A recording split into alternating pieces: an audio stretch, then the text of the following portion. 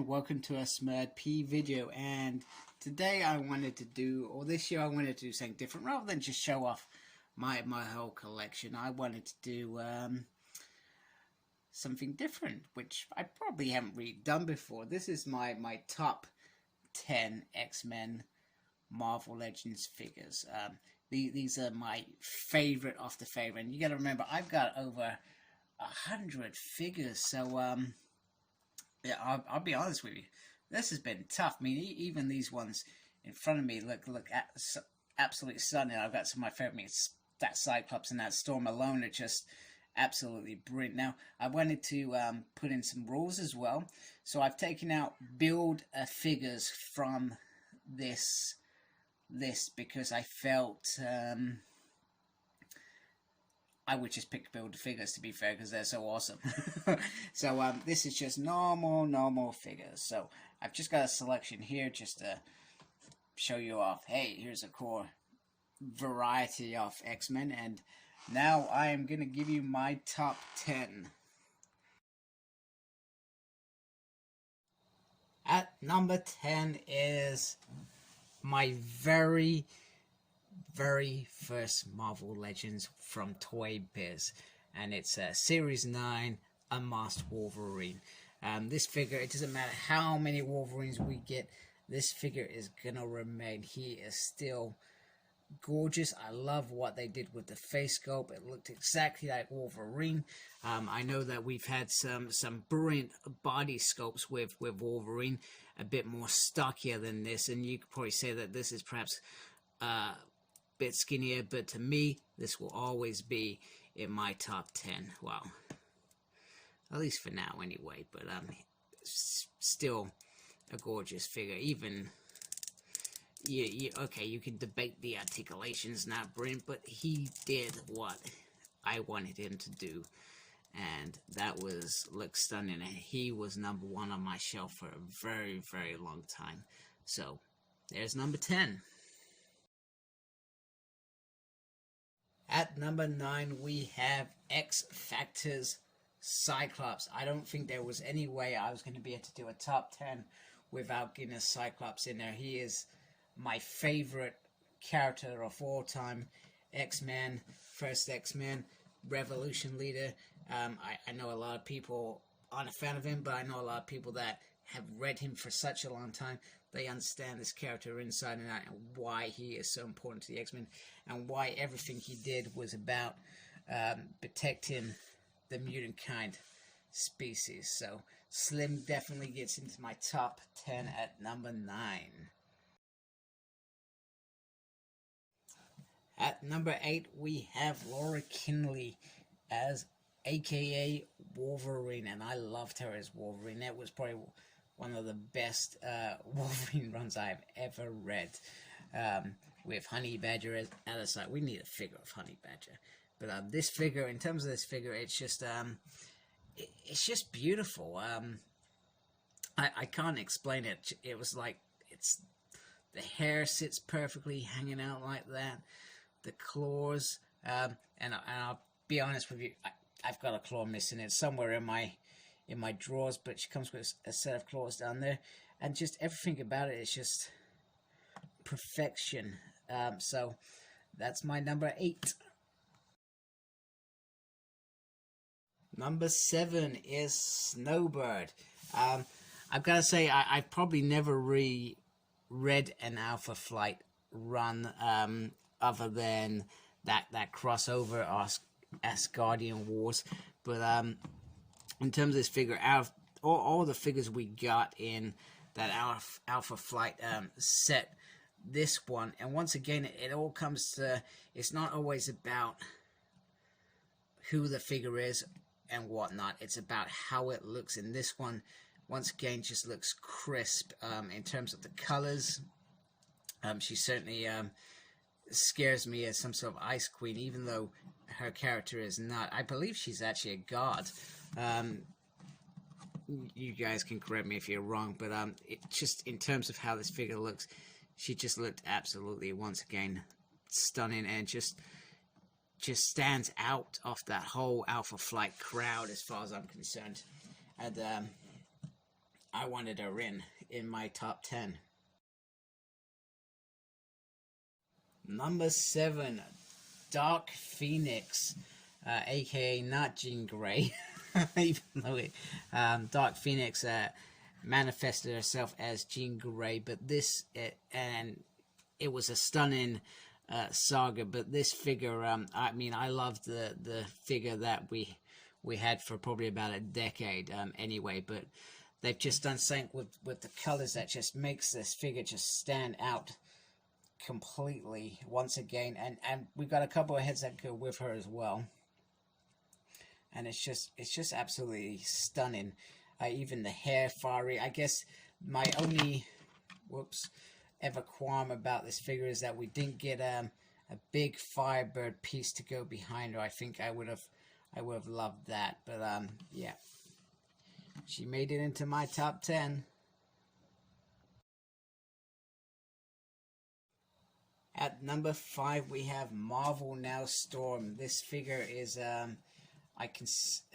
believe considered rare now, but once again, it's absolutely stunning. I guess the only thing that I could ever gripe about this figure is sometimes she doesn't stand so well, but absolutely a stunning piece. I was a really big fan of this Storm. The massive mohawk is absolutely stunning, and we got this beautiful fabric on there. I'm not gonna lie though, I do worry that it's gonna get damaged over time, and perhaps you could say it has a little bit been tampered with, but you have to try and look after this one. But yeah, just look at that just says it all. You know, she commands the elements. She is a real danger to humans and mutant kinds. If Storm was ever to go rogue, no pun intended, she's one of the most dangerous X-Men in my mind. Number 4 is Mr. Sinister, and wow, I mean, once again, I was always a big fan of the Toy Biz one, and I thought, do I really want this one when I've got the Toy Biz one? But I am glad that I brought him, because once again, that they've done a fab job on the metallics. His face just looks, well, sinister. No pun intended. I think the only thing that you could probably gripe about is I wish they had done the neck in this, because this is body armor as I understand it, and then they've done the 2-layer, as I'm trying to show you on it, they've done the 2-layer cloak, which is I mean, it's just beautiful, absolutely beautiful, and it does its job superbly in showing how scary he can actually be, and it helps if I don't drop him. At number 3 is Cable, Nathan Dayspring Summers. Now, we had a, once again, I can't say this all the way through, we had a decent figure once before, but this figure is pure perfection. Whoever created this Marvel Legend is a big fan of Cable. They've got everything right in terms of this look, and it's just stunning, and I love how he looks. I guess the only thing that I could ever be negative about is because of this, it restricts some of the articulation. To be or not to be in the top 10, I want to be in the top 10.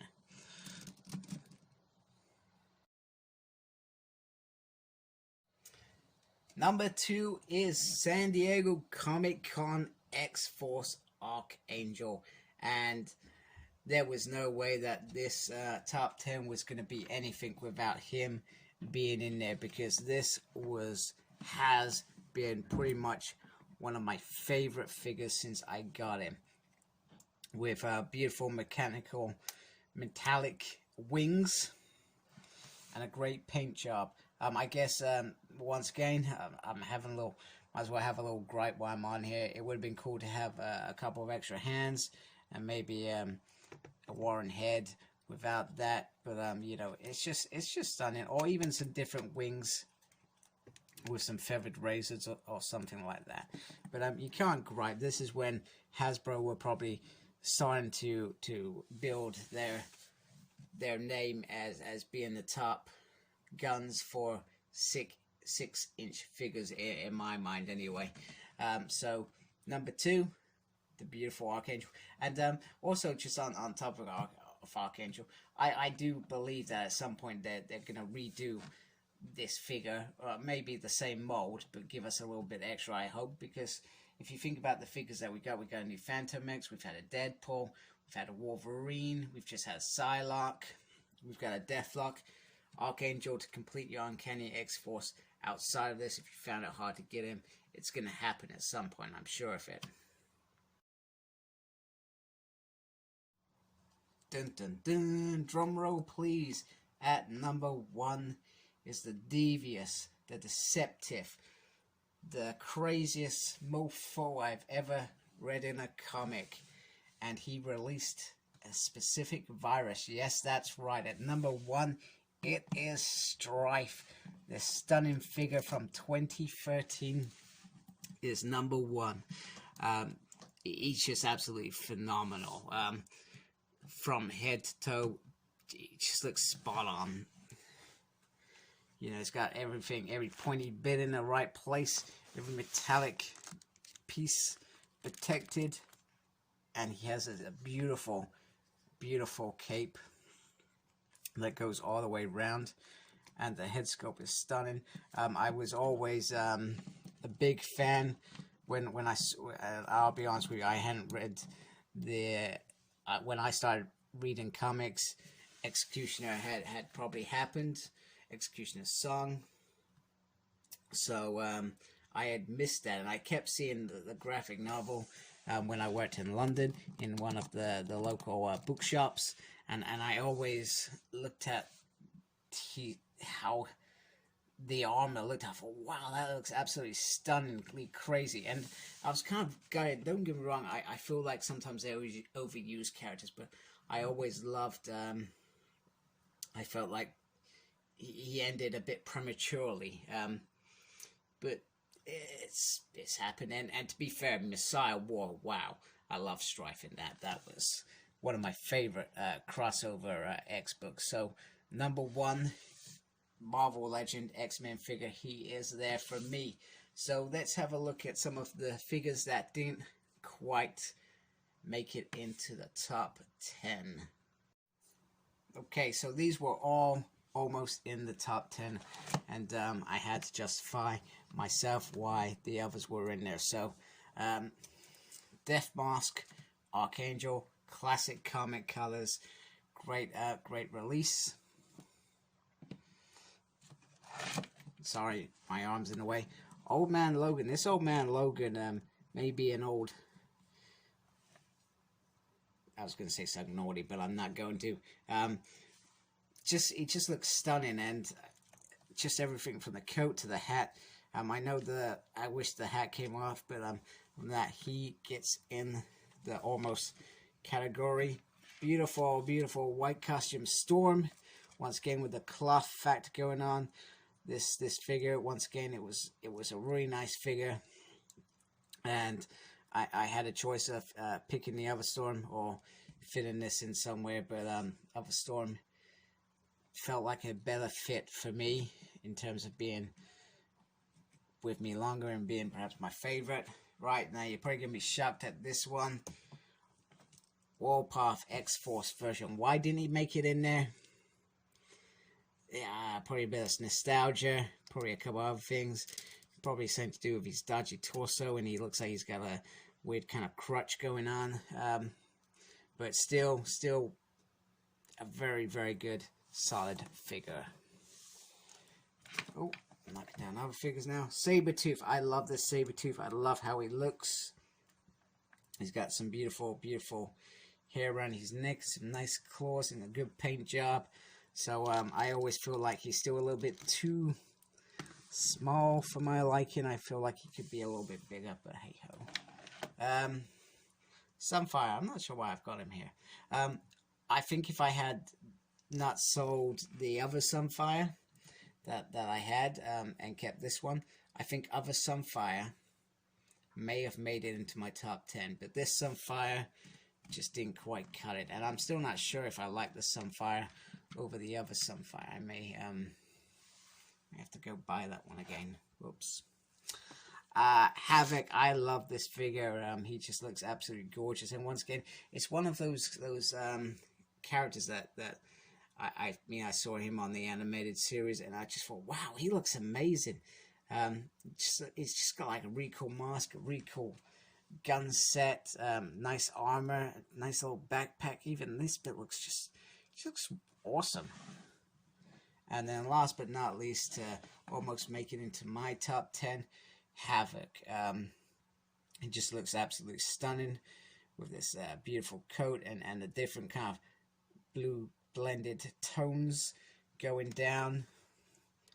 You know, it just looks perfect all around. So they did a good job. So there you go. That's the almost made it into the top 10 list. 1, 2, 3, 4, 5, 6, 8. So that would have been 18. So I could have perhaps done a top 20 video, but I'm glad I didn't, because it probably would have dragged on a bit, and we probably would have got a bit bored towards the end and said, oh man, this guy's boring.